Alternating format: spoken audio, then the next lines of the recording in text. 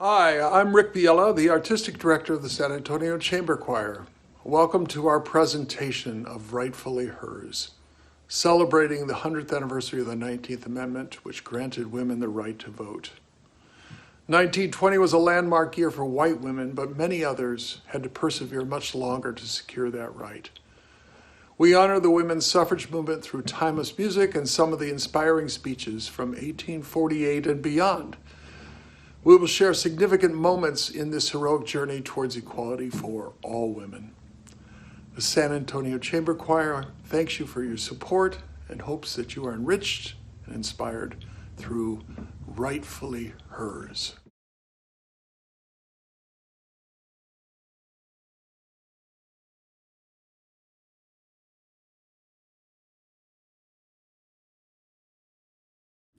We hold these truths to be self-evident, that all men and all women are created equal. The right is ours. Have it we must, use it we will. The truth that no just government can be formed without the consent of the governed, we shall echo and re-echo in the ears of the unjust judge, until by continual coming we weary him.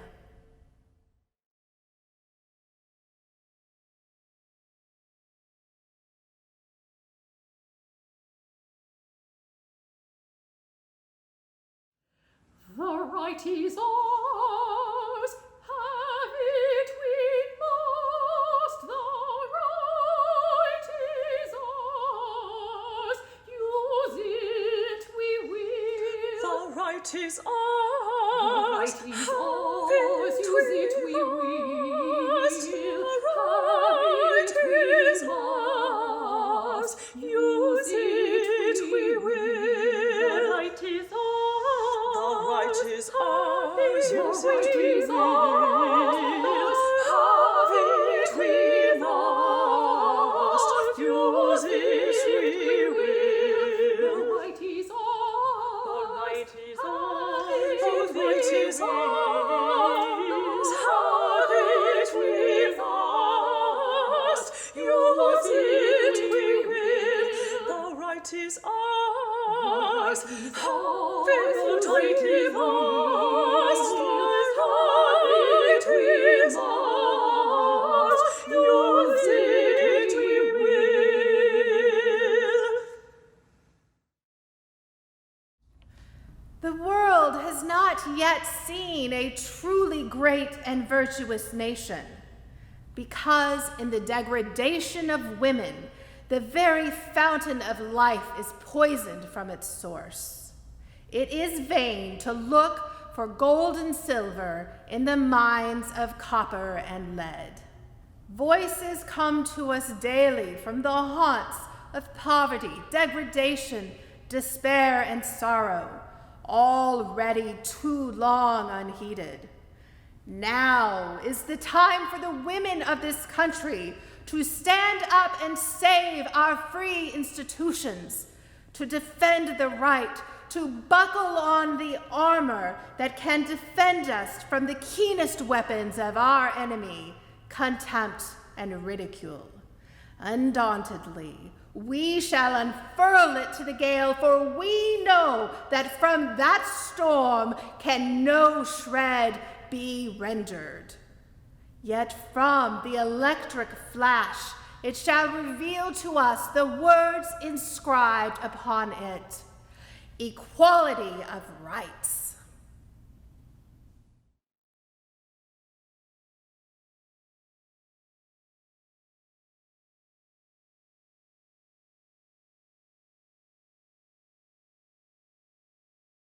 The world has not yet seen a truly virtuous nation, degrading woman, woman.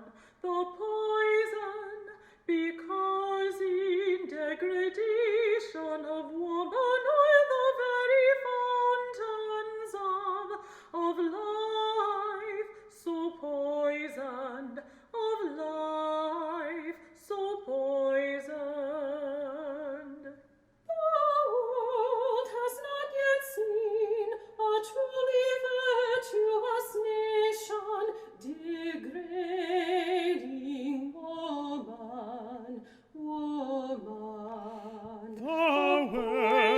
has not yet seen a truly virtuous nation degrading woman.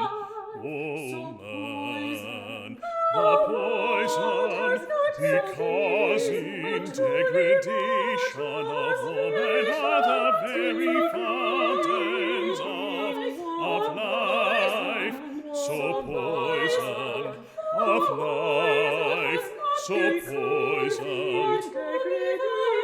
The very fountains of life are poisoned, so poisoned. The world has not yet seen a truly virtuous nation degrading woman. The poison causing degradation of woman are the very fountains of life, so poisoned.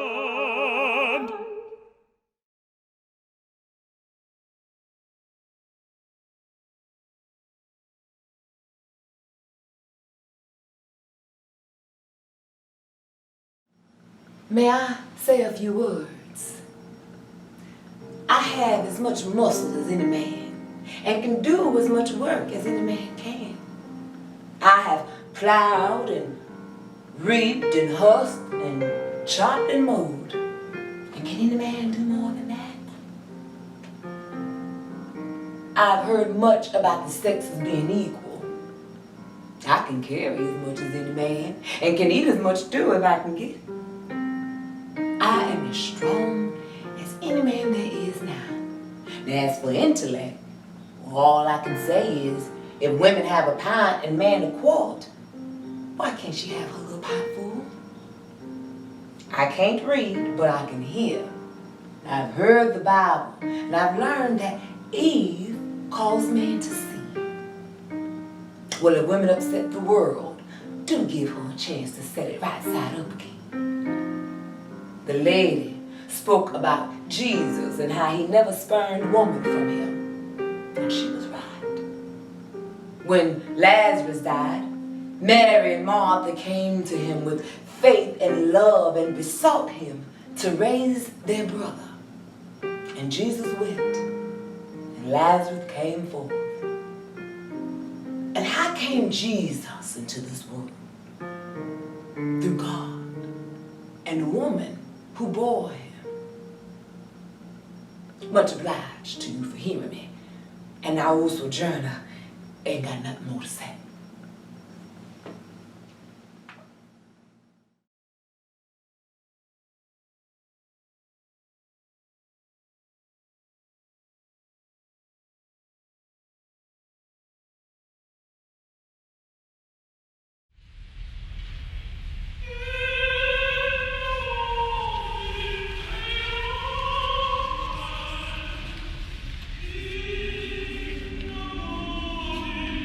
There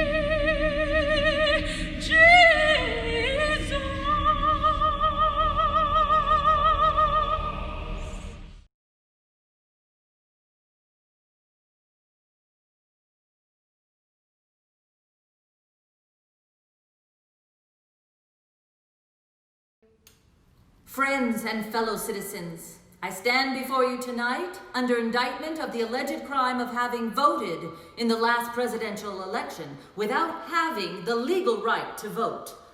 I not only committed no crime, but instead simply exercised my citizens' rights, guaranteed to me and to all United States citizens by the national Constitution, beyond the power of any state to deny. It was we, the people, not we, the white male citizen, nor yet we, the male citizens, but we, the whole people who formed the Union. And we formed it not to give the blessings of liberty, but to secure them, not to half of ourselves and the half of our posterity, but to the whole people, women as well as men. The only question now to be settled is, are women persons? And I hardly believe any of our opponents will have the hardihood to say they are not. Being persons then, women are citizens, and no state has the right to make any law or to enforce any old law that shall abridge their privileges or immunities. Hence, every discrimination against women in the Constitution is today null and void, precisely as is every discrimination against Negroes.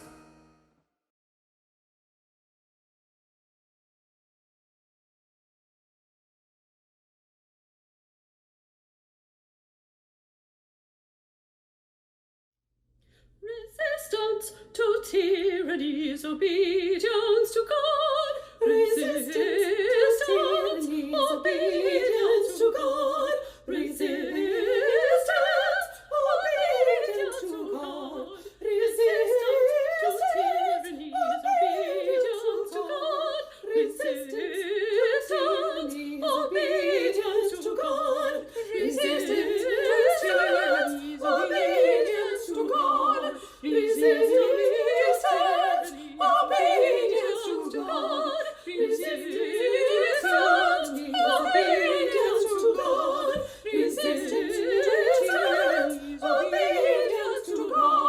Resistance,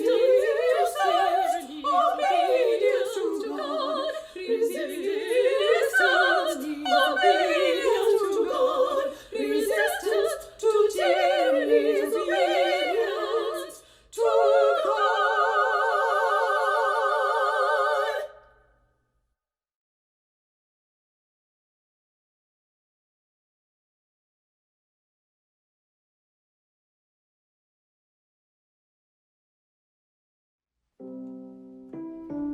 As a Mexican-American journalist, activist, and suffragist, I often faced dangerous situations, but I was not one to back down.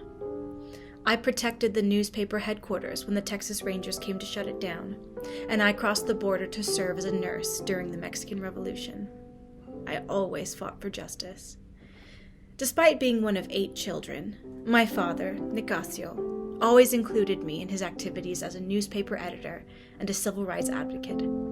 After earning a teaching certification, I began as a teacher, but was overwhelmed with the poor conditions and the segregation that was given to Mexican Americans. I was also aware of beatings and even lynchings that took place. So I left my teaching position. I began working for my father's newspaper, La Crónica. It proved a good source of news and activism for Mexican American rights. I wrote about racism, and our family organized the first Mexican Congress to help unify Mexicans across the border to fight injustice, improve education, and help with economic resources. Then I wrote an article supporting women's suffrage. I and my brothers began to advocate for women's rights and continued writing in support of the cause. In 1911, I founded and was elected the first president of La Liga Femenil Mexicaísta, the League of Mexican Women. I then continued as a nurse to take care of the injured during the Mexican Revolution. I returned to Texas and began work at El Progreso newspaper. President Woodrow Wilson was angry with me for my article that resented having troops sent to the border. In fact, they tried to shut down El Progreso. I stood in the doorway and would not let them in. Eventually, they were able to cause a shutdown. After my father died in 1914, I went back to La Crónica. I met my wonderful husband-to-be, Bartolo Juarez, and moved to San Antonio. I became active in the Democratic Party and promoted equal rights for women. I volunteered in the hospital as an interpreter for Spanish-speaking patients and started a free kindergarten for children. I often said, "Cuando educas a una mujer, educas a una familia." When you educate a woman, you educate a family.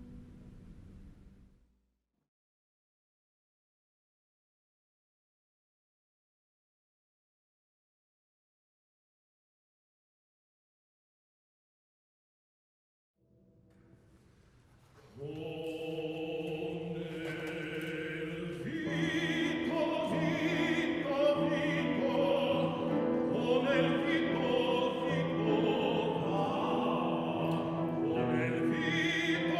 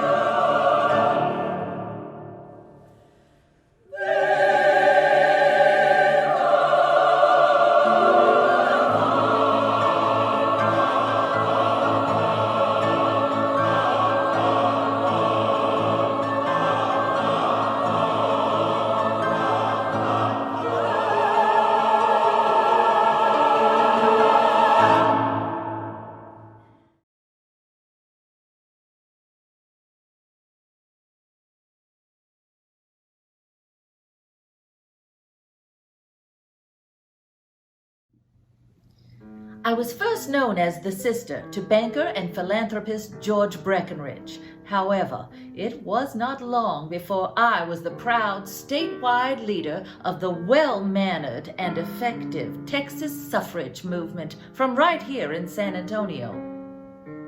I promoted women's suffrage and was proud to help found the Women's Club of San Antonio in 1898 and to serve as president for the first 7 years. During this time, San Antonians were treated to many outstanding performances, like this beautiful duet by Brahms called Am Strande, which translated means on the shore.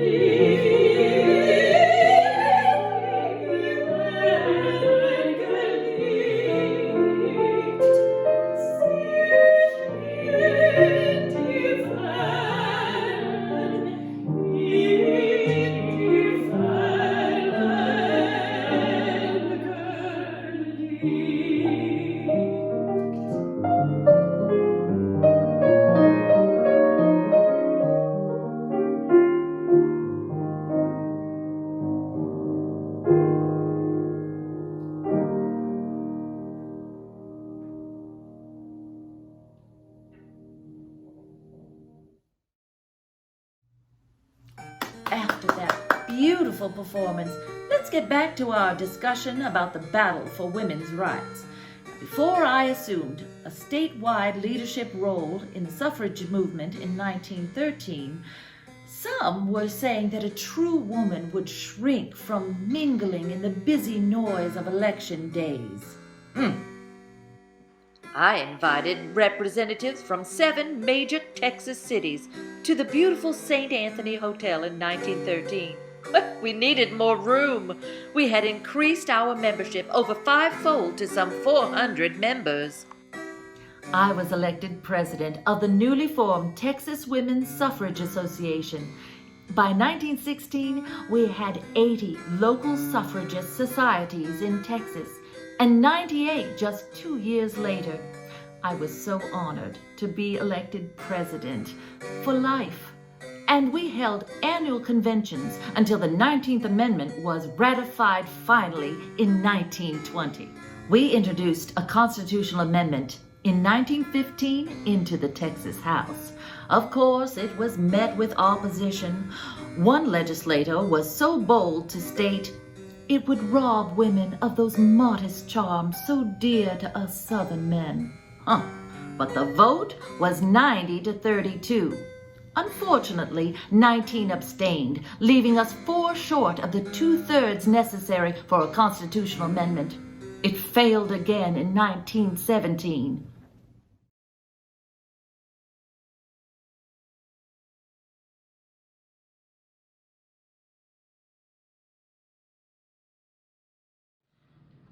The best protection any woman can have is courage, always steadfast courage, always steadfast courage, steadfast courage. The best protection any woman can have is courage,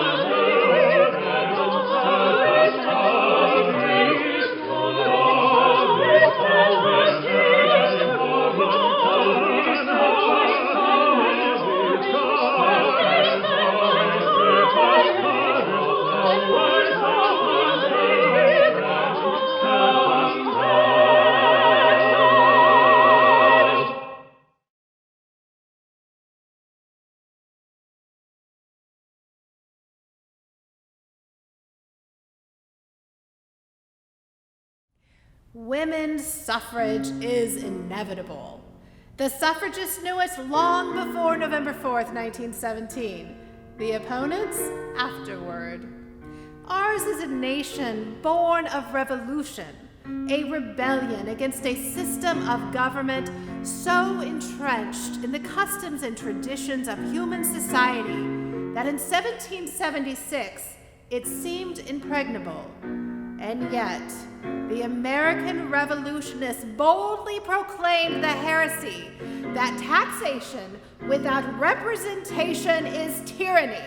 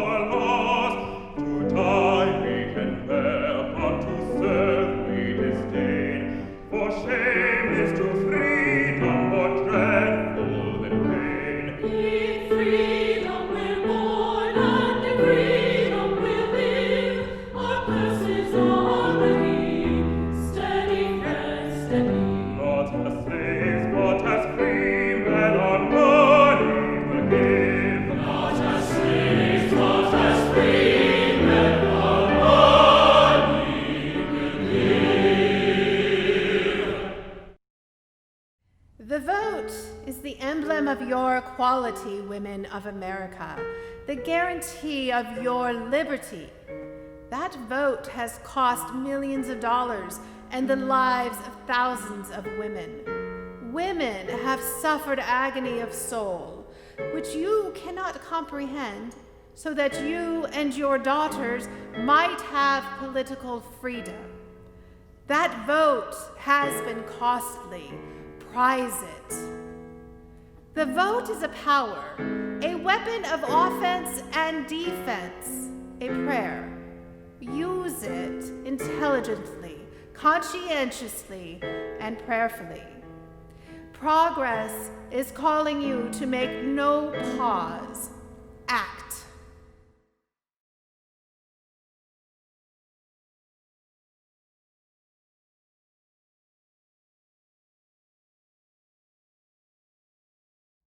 When women gather, failure is impossible. When women gather, failure is impossible. When women gather, Is failure impossible.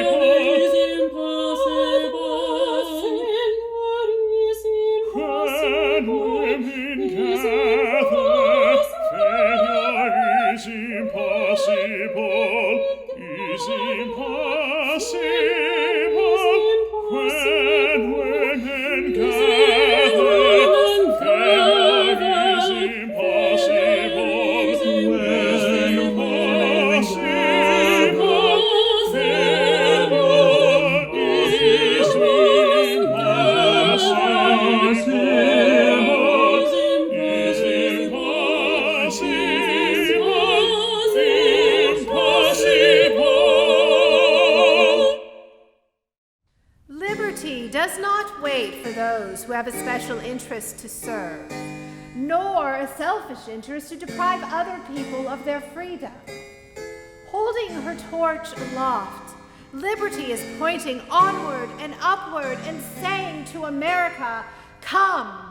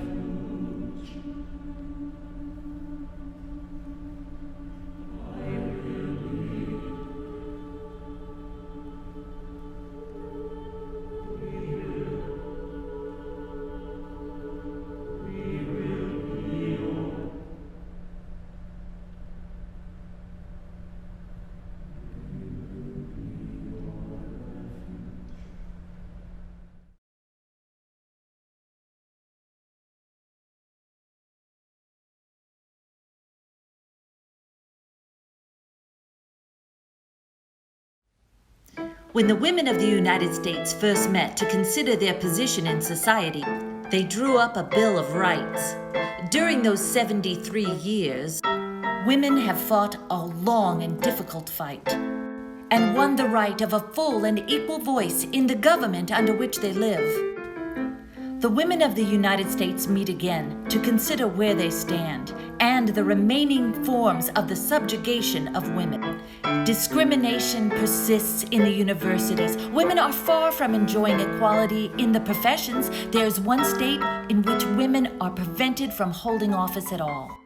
They have not attained equality in marriage or equal rights over their property or even the guardianship of their children. Because of our great victory, women believe our struggle for independence ended. We still have far to go. I have written and proposed an Equal Rights Amendment. It was first introduced in Congress in 1923. In 1943, it was renamed the Alice Paul Amendment.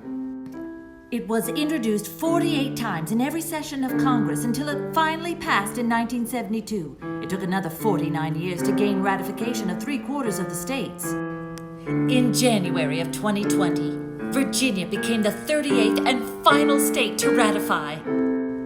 After all this time, the ERA is yet to be certified as part of the U.S. Constitution. Our Constitution is one of only 28 worldwide that does not guarantee gender equality.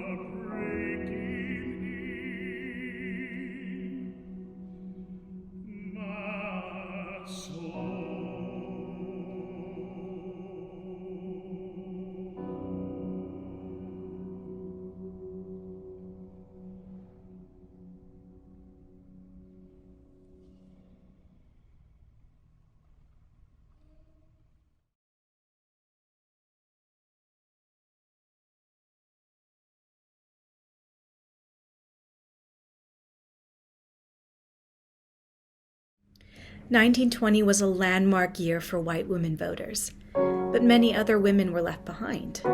It wasn't until 1952 that Asian Americans were given the right to vote. Native Americans had to wait until 1957. And it was not until the Voting Rights Act of 1965 that Black women were finally able to vote throughout the country. It took an amendment to the Voting Rights Act in 1975, requiring multi-language voting materials to ensure that language minorities like the growing Latinx population could freely exercise their right to vote.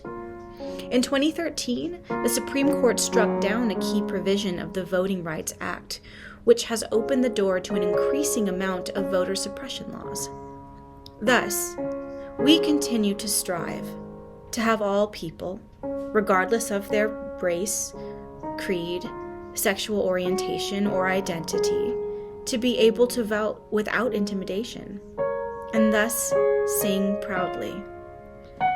"In the land of the free and the home of the brave."